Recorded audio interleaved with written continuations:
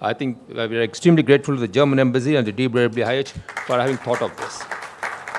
And it's also a privilege that India happens to be the 5th international destination of the DWIH. I think this itself shows how close our relationship is. Well, Ambassador did talk of a gap, probably talked of a communication gap, again, a technology gap. Communication becomes technology.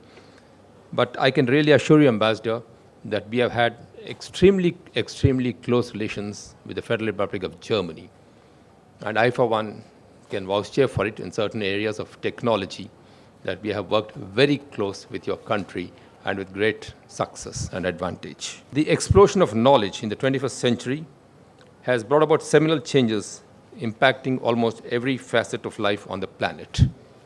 But today, ladies and gentlemen, I think we need to see how can we really move science and technology forward, particularly in the field of food security, energy security, health security. These, I think, are the three critical facets of life today. And in all these three areas, I, for one, feel that technology has a long way to do. In fact, it was very interesting to see students of the Arabindo School talking in terms of solar energy. I don't think this exhibition has come a day late to Hyderabad when we are looking at solar energy as an alternate source of energy, because I don't think we have thermal or hydel or gas resources endlessly, and the only thing we have endless is the sun god. And I think we need to look at solar energy, and we'll be extremely happy for a very fruitful cooperation with the Federal Republic of Germany, particularly on the field of solar energy. The human lifespan has increased dramatically, and diseases and epidemics which ravaged mankind are probably a thing of the past. I'm saying probably because there are still some very major ailments in which I think we need to make a both scientific and technological breakthrough, because these are deadly diseases like the cancer or the tuberculosis or the heart problems, I think, where technology has a long way to go. And I think we'll be extremely happy if we could sort of get technology into seeing so that we're able to extend, not just extend life, but the quality of life. I think what is more important is the quality of life and not just extension of life. And that is where I think science and technology have a great role to play. Similarly, a major factor of strife and conflict centered around food security in our past. Famines and droughts have played havoc with agricultural production. The breakthroughs, particularly in biotechnologies, have dramatically increased the scale and quantum of food production globally. Distributive justice and equity continue to be the challenges as we launch a frontal attack on hunger and malnutrition.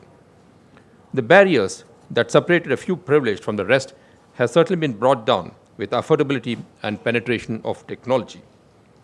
I cite the Moore's Law, which continues to be valid even today, which has completely transformed the fields of computation, information technology, consumer electronics, and ushered in a new phase of infotainment.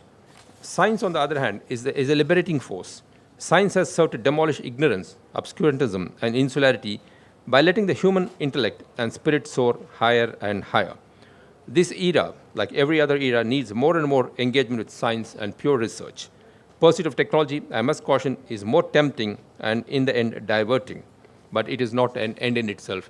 I think what we require is science and research. I am confident that this is a utilitarian platform to kindle the young minds and send themselves on an adventure in the realms of science. It is in here that the future of any country and civilization would lie.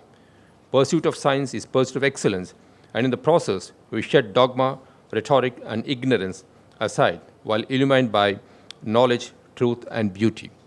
I would really thank the DWIH for taking this initiative, particularly kindling the young minds here. I think people like me, of course, I think of the past.